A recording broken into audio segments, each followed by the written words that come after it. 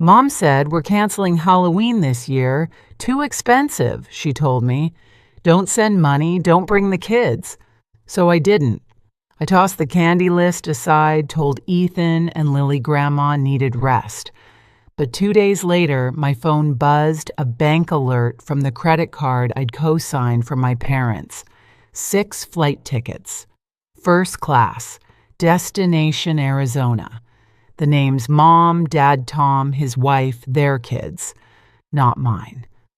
I froze, staring at the screen, my reflection warped in the glass. For a second, I thought it had to be a scam, but it wasn't. They hadn't canceled Halloween, just us. I grew up believing my parents were good people, the kind who'd drop off casseroles for neighbors, smile at church, send polite Christmas cards. But being their daughter came with a different kind of charity, one that always flowed one way. I paid for the little things, a new roof, the property tax, that emergency water heater. They always promised to pay me back. They never did. And I never asked, because that's what good daughters do, right? They help. This year, I wanted Halloween to be special again. The kids were finally old enough to remember it. Ethan had his heart set on dressing as a vampire. Lily wanted to be a fairy. For years, we'd spent the holiday at my parents' place, handing out candy to trick-or-treaters, eating my mom's pumpkin bread. It was the one tradition that still made me feel like part of a family instead of an ATM. When Mom called to cancel, her tone was almost casual. It's just too much this year, Joy. The economy, you know, we're all tightening our belts. I pictured her sitting at the kitchen counter, stirring her coffee with that tiny silver spoon I'd bought her last Mother's Day. I offered to cover it like always, but she shut it down fast, too fast. No, honey, don't. You've done enough. Something in her voice made me pause. It wasn't gratitude. It was something closer to guilt, thinly wrapped in politeness. But I brushed it off. People get weird about money, especially parents. That night, I took down the orange lights we'd hung on our balcony and folded the kids' costumes back into the closet. Grandma's tired this year, I told them. Ethan nodded like an adult, but Lily's little face fell. So no candy at Grandma's, she whispered. I smiled through the lump in my throat. We'll still make it fun at home. 2 days later, the alert from the bank popped up on my phone while I was packing lunches. Transaction approved. Airline purchase, $4,872. I blinked. My stomach turned. That card was only for my parents' expenses. Groceries, gas, prescriptions. I opened the statement. 6 tickets, round trip, Portland to Phoenix. The passengers' names glared back at me like a joke I wasn't invited to understand. Mom, Dad, Tom, Diane, their kids. I scrolled again, double-checking, half expecting to find my own name somewhere, maybe a mistake. Nothing. I refreshed the page, hoping it would disappear like it was a glitch. It didn't. I laughed the kind of laugh that comes out sharp and empty. My parents weren't saving money, they were spending mine on a family trip that didn't include me or my children. At first, I wanted to believe it was a misunderstanding. Maybe Tom had planned a surprise and charged it accidentally. Maybe Mom forgot to tell me they'd invited us too. So I called. She answered on the 3rd ring, her voice sugar sweet. Hi, sweetheart. Everything okay? I tried to keep mine steady. Yeah, just got an alert from the bank. It says there was a flight purchase. She cut me off before I could finish. Oh, that. Yes, your father booked something last minute. We haven't traveled in ages. You know how stressful things have been. I stared at the ceiling. With Tom and his family, a pause. Then softly, well, yes. He's been under a lot of pressure. Diane thought the kids could use a little sunshine. So you canceled Halloween to go on vacation. Don't be dramatic, she said, her tone shifting. It's just a few days, Joy, and we needed to use the card for the points. The card for the points. My name, my guarantee, my monthly payments reduced to points. I didn't say anything for a long time. My silence made her uneasy. "We'll pay you back," she added quickly. "You know we always do." I almost laughed. They never did. When I hung up, the quiet in my apartment was so loud it felt physical. Ethan was coloring at the table, humming to himself. Lily was taping paper bats to the window. They were still so excited for a holiday their grandparents had erased. I opened my laptop and pulled up the credit account. Hotel confirmation, SUV rental, dinner reservations. Thousands of dollars stacked up like proof of betrayal. Every charge time-stamped. Every receipt addressed to Mr. and Mrs. Harris. At work the next day, I told Casey. She swore under her breath, "You're kidding." "After all the bills you've covered for them," I shrugged. "I guess family loyalty has an expiration date." She leaned back, studying me. "You could freeze the card, you know." "I can't. They'd be stuck out there." "Joy," she said quietly, "that's not your emergency. It's theirs." Her words followed me home like a ghost. That evening, I got a message from Mom, a photo of a sunset over red rocks. "Isn't it beautiful here?" Tom finally seems relaxed. There was a tiny heart emoji at the end, as if that made it softer. Then a second photo, my father smiling, drink in hand, my brother beside him in matching Hawaiian shirts. My mother had posted it publicly, tagged everyone but me. The caption read, "Family time we all needed." That was the moment it stopped being about money. I wasn't angry because they used my credit.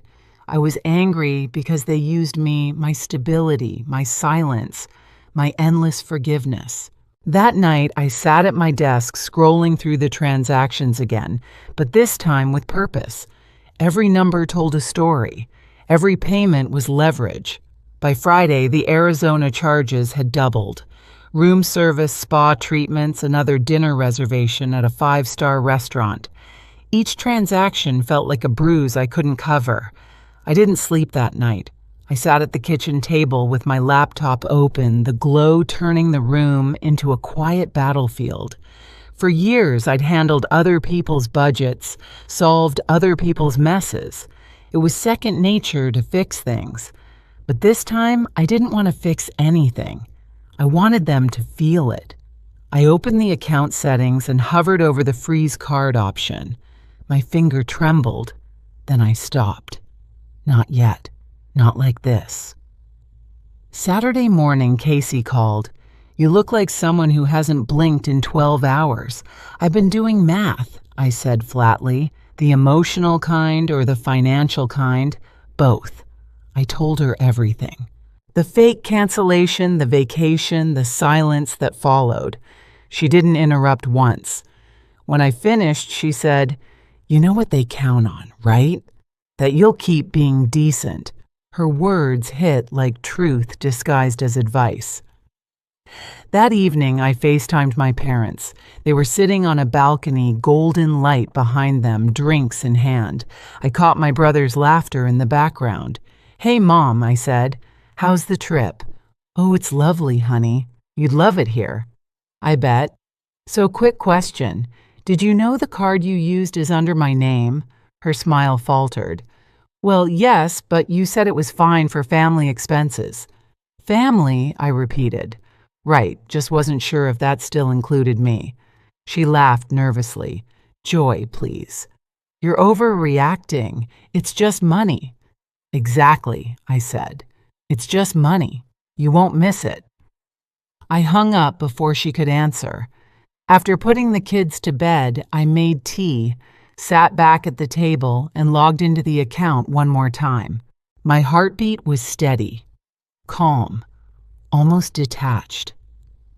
I drafted 2 short emails, one to the bank requesting immediate cancellation of all supplementary cards, and another confirming that I would no longer serve as guarantor on the account. Then I waited. By Sunday morning, the first text arrived from Mom, honey. Something's wrong with the card. Hotel says it's declined. Can you check? I didn't reply.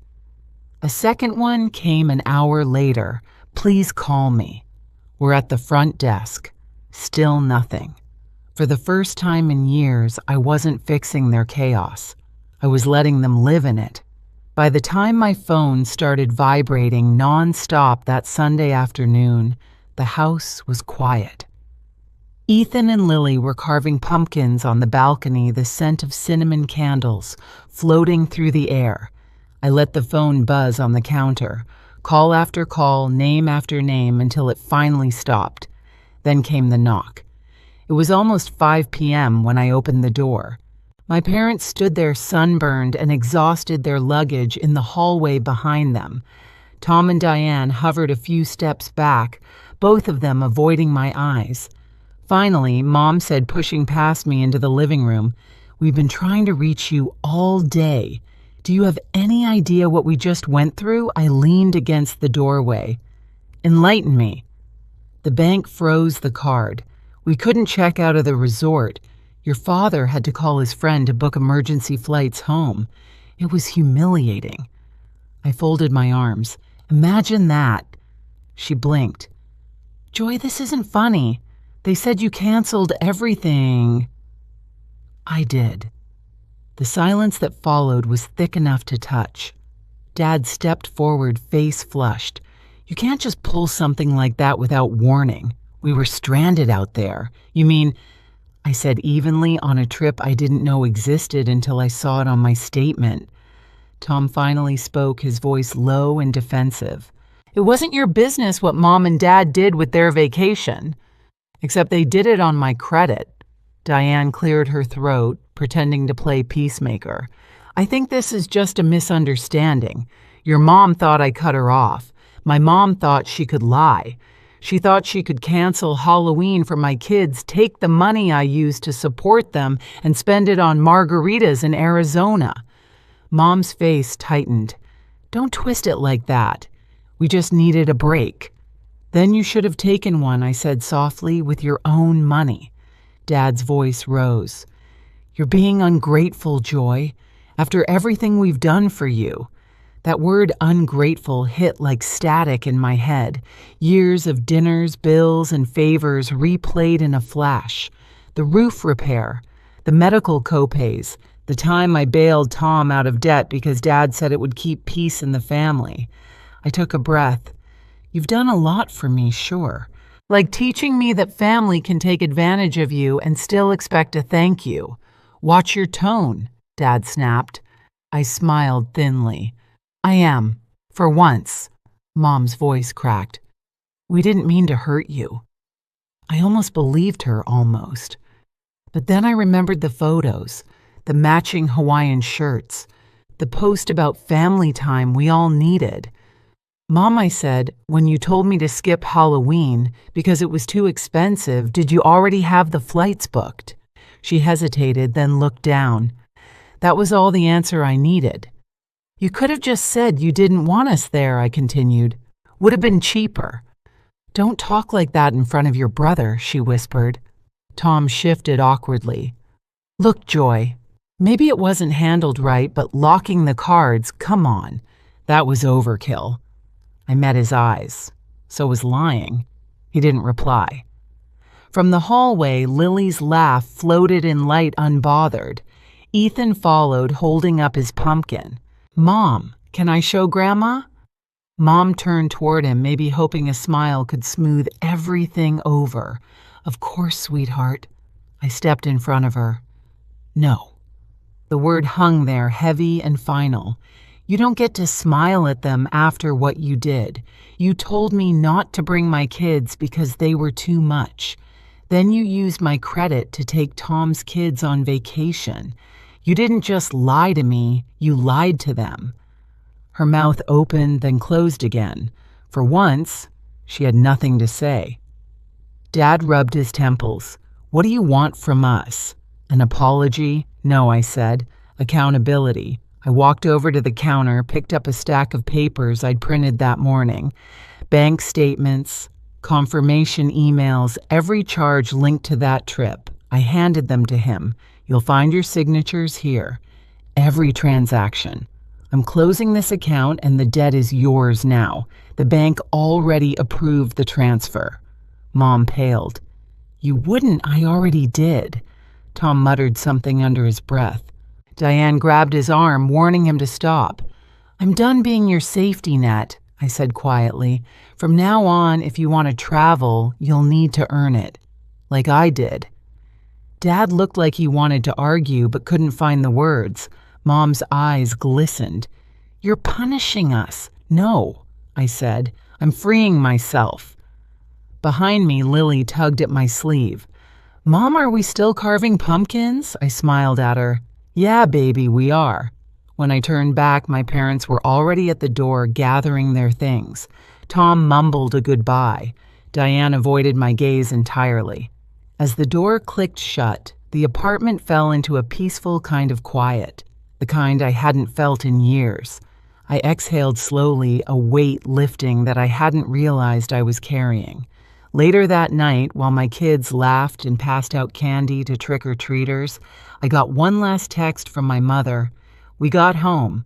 I hope you're happy. I typed back. For the first time, I am. That night, after the door shut behind them, the apartment felt different, lighter somehow. The same walls, the same furniture, but no guilt hanging in the corners. Just me, the kids, and the sound of their laughter echoing down the hallway. Ethan handed me a lopsided pumpkin with triangle eyes. We did it ourselves, he said proudly. Lily smeared frosting on my cheek as she decorated cookies. The air smelled like cinnamon sugar and peace. For once, I wasn't financing someone else's happiness, I was living mine. When the kids went to bed, I sat on the couch with my laptop open. I canceled every automatic payment I'd ever set for my parents' utilities insurance, their emergency fund. My hands didn't shake. I felt steady, free. A week later, an envelope came in the mail. Inside was a check from my father for part of the resort bill and a note in my mother's handwriting. We didn't realize how much we relied on you. We'll figure things out from now on. No apology. But it was enough. I tucked the letter away and looked at my kids' pumpkins on the windowsill. The candlelight flickered against the glass, glowing like small, stubborn hearts. Maybe that's what change looked like, not loud, not perfect, just honest. I poured myself a cup of tea, smiled at the quiet, and whispered to no one in particular, Happy Halloween. I learned something that night. Love without respect isn't love at all. It's debt disguised as devotion. For years, I thought keeping the peace meant paying the price. Turns out, peace comes when you stop buying your place in the family. This Halloween, my kids will remember laughter, not rejection. And I'll remember the moment I chose self-respect over silence. If you've ever been the one who gives until there's nothing left, maybe it's your turn to stop fixing everything. Share your story in the comments and hit subscribe for more true stories of betrayal, justice, and strength.